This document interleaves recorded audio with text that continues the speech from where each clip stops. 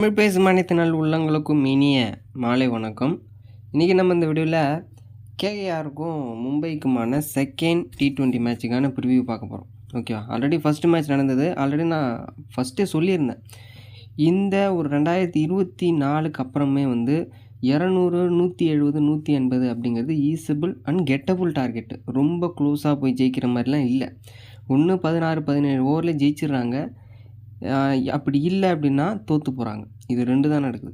ஏன்னா டோட்டலாக டிஃப்ரெண்ட்டாக கிரிக்கெட் மாறிடுச்சு. முன்னாடி 200 டோட்டல் அடித்தாலே வின் பண்ணிவிடுவாங்க ஃபஸ்ட்டு பேட்டிங் பண்ணுறவங்கிறது தான் கான்செப்ட். ஆனால் இப்போது 230, 240 அடித்தாலுமே அது கிட்ட வரையும் வராங்க. ஒரு சில மேட்சஸில் சேஸும் பண்ணுறாங்க. அதுக்கான ரீசன் எல்லாருமே 30 வயசு மேலே இருக்கக்கூடிய பிளேயர்ஸ் மேக்ஸிமம் ஆடுறதில்ல. அவங்க மேக்ஸிமம் 140லேருந்து 150 ஸ்ட்ரைக் ரேட்டில் தான் ஆடுறாங்க. இப்போ இருக்கக்கூடிய யங்ஸ்டர்ஸ் எல்லாருமே 8 பாலுக்கு 20 அடிக்கலாமா 30 அடிக்கலாமான்னு பார்க்குறாங்க. ரன்னு ஒரு பக்கம் போயிட்டே இருக்குது.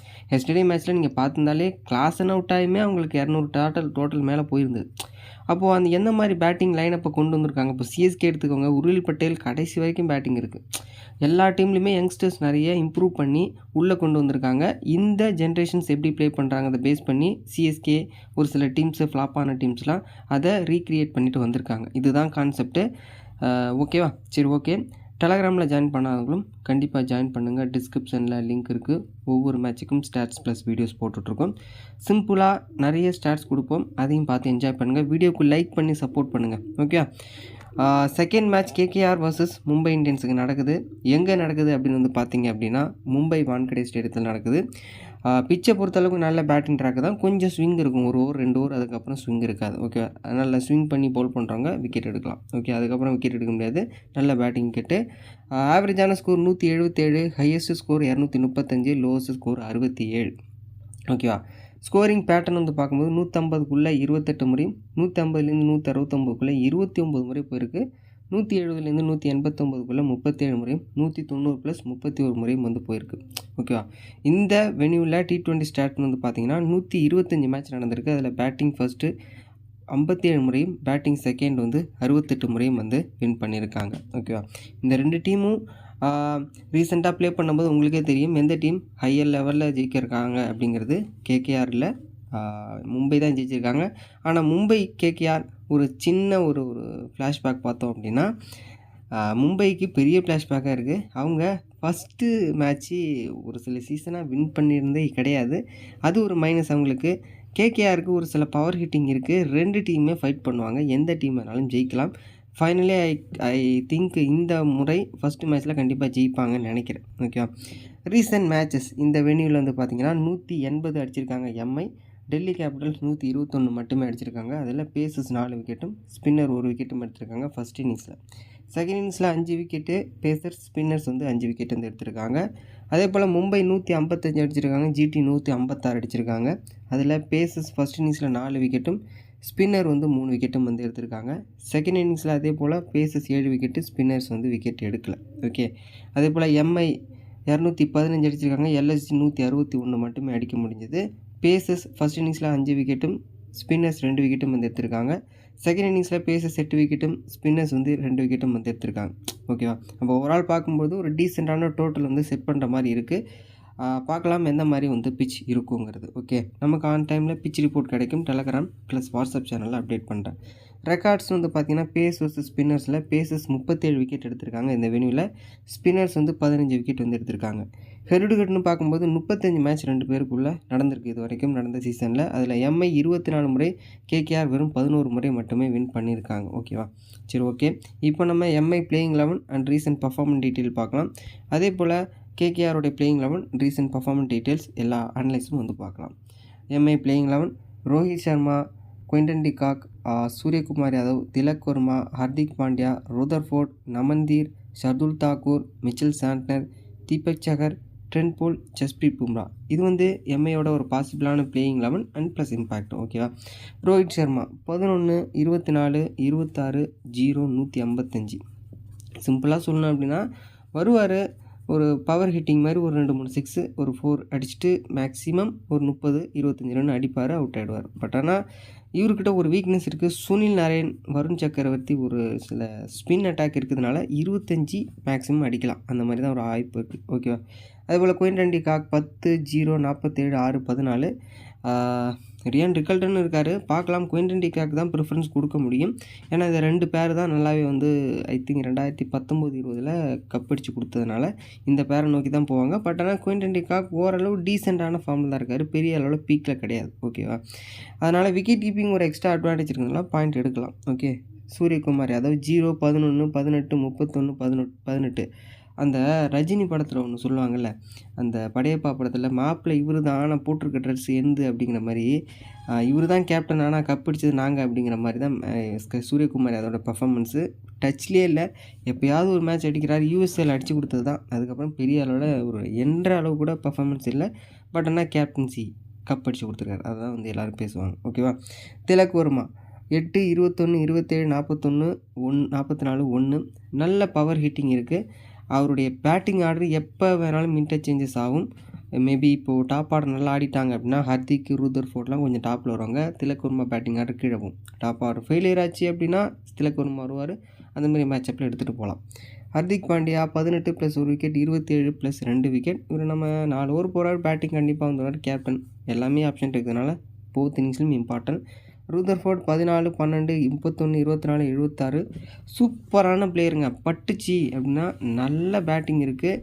இப்போது அங்கிட் வர்மா அடிச்சார் பாருங்க, அந்த மாதிரி ராஜர் பட்டிதார் மாதிரி நல்ல பவர் ஹிட்டிங் இருக்குது. ரூதர்ஃபோர்ட் ஐ திங்க் வந்து டாப் ஆர்டர் 2-3 பேர் நல்லா ஆடி இடையில ஒரு சில பேர் கொஞ்சம் ஒரு புவர் பர்ஃபார்மன்ஸ் கொடுத்தா இவருக்கு பேட்டிங் ஆர்டர் 15 ஓவரில் வந்ததுன்னா ஒரு 30-35 ரன் ஒரு 10 பால் 15 பால் அடிச்சிருவார். அந்த மாதிரி எபிலிட்டி இருக்கக்கூடிய பிளேயர். நமந்தீர் 39, 2 விக்கெட், 8, 23 ரொம்ப பேடு தாங்க. எப்போயாவது ஒரு மேட்ச்சில் தான் இவருக்கு பேட்டிங் ஆப்ஷன் கிடைக்கும். அதனால் வந்து மேக்ஸிமம் அவர் தேவைப்பட மாட்டார். Shardul Thakur 4, 27 + 3 wicket, 4 wicket. டீசெண்டான பிக்கு. ரன்னை கொடுத்தாலுமே விக்கெட் 1-2 எடுப்பார். ஒரு டீசெண்டான ஒரு 50+ பாயிண்ட் இவர்கிட்ட நம்ம கன்சிடர் பண்ணலாம். Mitchell Santner 15 + 1 wicket, 43, 0 wicket. இந்த வென்யூவில் இவரால் விக்கெட் எடுக்க முடியுமா அப்படிங்கிறது கொஞ்சம் டவுட்டு. மினிமம் ஒரு விக்கெட், எக்னாமே ஒரு 5 to 6 போடலாம். அவ்வளோதான். பெரிய அளவில் பாயிண்ட்ஸ் எதிர்பார்க்க முடியாது. தீபக் சஹர் 0, 1, 1, 1, 0. ஸ்விங் இருந்தால் ஒரு 2-3 விக்கெட் எடுப்பாருங்க. அப்படி இல்லைன்னா 2 ஓவர் தான் அவருக்கு அந்த பலமே. அதுக்கப்புறம் அவரால் பெரிய அளவில் விக்கெட் எடுக்கக்கூடிய ஆப்ஷன் கிடையாது. ஏன்னா சிஎஸ்கேயில் இருக்கும்போதே அவர் அந்த பவர் பிளே மேக்ஸிமம் 3-4 ஓவர் முடிச்சிடுவாங்க. அப்போது அந்த ஸ்விங்கு தான் அவரை நம்பி போயிட்டு இருந்தது. ஓகேவா? Trent Boult 0, 3, 1, 0, 0. நல்ல ஸ்விங் இருக்கும். நல்ல விக்கெட் டேக்கிங் எபிலிட்டி இருக்குது. ஃபின் ஆலன் வேறு நியூசிலாந்து. கண்டிப்பாக எப்படி போட்டால் அவருக்கு விக்கெட் எடுக்க முடியும் அப்படிங்கிற ஒரு பாயிண்ட் தெரியும். அதனால் ட்ரெண்ட் போல்ட் கீ ரோல் இருக்கலாம். கொஞ்சம் நோட் பண்ணிக்கோங்க. பும்ரா 4, 1, 2, 0, 3. எங்கே போட்டாலும் விக்கெட் எடுக்கக்கூடிய பிளேயர் தான் இவர் தான். பும்ரா எப்பையும் பயன்படுத்திக்கலாம். ஓகேவா? இதில் ஒரு ப்ளஸ் பாயிண்ட் யார் லோ பர்சன்டேஜ் அப்படின்னு வந்து பார்த்தீங்க அப்படின்னா எனக்கு தெரிஞ்சு குயின்டன் டி காக் இருக்கலாம். ஓகேவா? லோ பர்சன்டேஜ்னால் ஆஸ் எ கேப்டன்சி அவரை பயன்படுத்தி பார்க்கலாம். அதுக்கப்புறம் ரூதர்ஃபோர்டு, ட்ரெண்ட் போல்ட்டிங்கெலாம் வந்து கீ ரோலாக இந்த மேட்ச்சில் வந்து இருப்பாங்க. ஓகேவா? இப்போ நம்ம கேகேஆரில் வருவோம். Ajinkya Rahane, Finn Allen, Ankit Raghuvanshi, Cameron Green, Powell, Ramandeep Singh, Rinku Singh, Sunil Narayan, Varun Chakravarthy, Karthik Tyagi, Vaibhav Arora, Umran Malik. I think Tim சைஃபர்ட்டும் ஓப்பனிங் ஸ்டார்ட்டில் வரலாம். அந்த லைனப்பில் எனக்கு கொஞ்சம் டவுட் இருக்குது. பார்க்கலாம் என்ன நடக்குது அப்படிங்கிறத. Tim Seifert plus Finn Allen opening start ஆகிறாங்கன்னா ராமன் பவல் எனி ஒன். ஓகேவா? அதனால் வந்து உட்கார வைக்கிற மாதிரி இருக்கும். ஆன் டைமில் என்ன நடக்குது அப்படிங்கிறத பொறுத்துன்னு பார்க்கலாம். பட் நான் ரெக்கார்டை சொல்லிடுறேன். Okay. Finn Allen, dim Seifert. Okay. Ajinkya Rahane 72, 21, 9, 95, 40. முன்னாடி மாதிரி கிடையாது. ஒரு 2018க்கு முன்னாடி ஆடின மாதிரி கிடையாது. கொஞ்சம் ஸ்லோ டவுன் ஆடுற மாதிரி இல்லை. நல்லா பட்டுதுன்னா நல்லா சிக்ஸஸ் ஹிட்டிங் எபிலிட்டி இருக்குது. ரீசன்ட் ஃபார்ம் சூப்பராக இருக்குது. மினிமம் 35லேருந்து ஒரு 40 ரன் இவர்கிட்டேருந்து நம்ம எதிர்பார்க்கலாம். Finn Allen 9, 100, 29, 23, 21. ஒரு 5லேருந்து 6 ஓவர் நின்றுட்டா 80, 90 ரன் கன்ஃபார்ம் ஸ்கோர் போர்டு வந்துடும். அந்த மாதிரி பவர் ஹிட்டிங் இருக்குது. பட் ஆனால் பும்ரா ஓவரை தாண்டிட்டார் அப்படின்னா ஓகே. இன்னொன்று ட்ரெண்ட் போல்ட் ஓவர் 2 ஓவரையும் தாண்டணும். அப்படி தாண்டினா தான் இவர்கிட்டேருந்து நம்ம ரன்ஸ் எதிர்பார்க்க முடியும். 50-50 எப்படி மிச்சல் ஸ்டார்க்கை 2022 வேர்ல்டு கப்பில் தாக்குனாரோ அப்படி தாக்குனா ரன்னு கிடைக்கும். அப்படி இல்லைனா எப்போ வேணாலும் நம்ம அவுட் ஆகலாம். அந்த மாதிரி 50-50 ஆப்ஷன் தான். அன்கிட் ரகுவன்ஷி 27, 23, 92, 11, 68. ஸ்லோவாக எடுத்துகிட்டு போவார் மேட்ச்சை. அந்த மாதிரி எபிலிட்டி விராட் கோலி மாதிரி அந்த பெரிய அளவில் பவர் ஹிட்டிங் இருக்காது. ரொட்டேட் பண்ணி ஒரு 140 150 ஸ்ட்ரைக் ரேட்டில் மேட்ச் எடுத்துகிட்டு போவார். மேக்ஸிமம் 50லேருந்து 60 பாயிண்ட்ஸ் யுவர் கெட்டப்பல் அவர் வந்து எடுப்பார். அவர் வந்து Cameron green 0 wicket 21 22 plus wicket. Practice மேட்ச்சில் நிறைய ரன்ஸ் அடிச்சதா நம்ம வந்து நேஸ்லாம் கேள்விப்பட்டோம். பவுலிங் எக்ஸ்ட்ரா இருக்கிறதுனால போத் இன்னிங்ஸ்லையும் ஹர்திக் பாண்டியா மாதிரி இம்பார்ட்டன்ட். டிம் சைஃபர்ட் இருந்தால் மேபி செகண்ட் அண்ட் தேர்ட் ஆப்ஷன்ஸில் இறங்குவார். அவரை பற்றி நம்ம சொல்லவே தேவையில்லை. விக்கெட் கீப்பிங் பேட்டிங்கில் நல்லாவே வந்து ஆடுவார். அதனால் வந்து டிம் சைஃபர்ட் இருந்தால் பயன்படுத்தி பார்த்துக்கலாம். ராமன் பவுல் 34 9 59 9 14 பவர் ஹிட்டிங் இருக்குது. பேஸு கொடுக்க அடிச்சுக்கிட்டே இருப்பார். பட்டுச்சுன்னா எவ்வளோ ரன் வேணாலும் மேக்கப் பண்ண முடியும். ரொம்ப லோ பர்சன்டேஜில் ஒரு கீ ரோலாக இருப்பார். ஓகேவா. ரிங்கு ரமன்தீப் சிங் 2 பேருமே வந்து ஒரு டீசெண்டான பிக்கு தான். ஏன்னா வந்து பெரிய அளவில் இவங்க 2 பேருக்குமே பேட்டிங் ஆப்ஷன் கிடைக்காது. எப்போயாவது யாராவது ஒரு பவுலர் அடி வாங்கினா அப்போ வந்து அவங்களுக்கு மேபி ஏதாவது பவுலிங் சான்ஸ் கிடச்சி விக்கெட் எடுத்தால் மட்டும்தான் உண்டு. 2 பேருமே இப்போ டாப் ஆர்டர் ஃபெயிலியர் ஆனால் அந்த மாதிரி டீமில் மேக் பண்ணுறது யோசிக்கலாம். சுனில் நரேன் 2-1-1-0 இவர் பேட்டிங் ட்ராப்பில் கிடைக்குமா அப்படிங்கிறது கொஷின் மார்க் தான். இதுக்கப்புறம் ஒரு பவுலிங் ஆப்ஷன் தான் எடுத்துகிட்டு போவாங்க.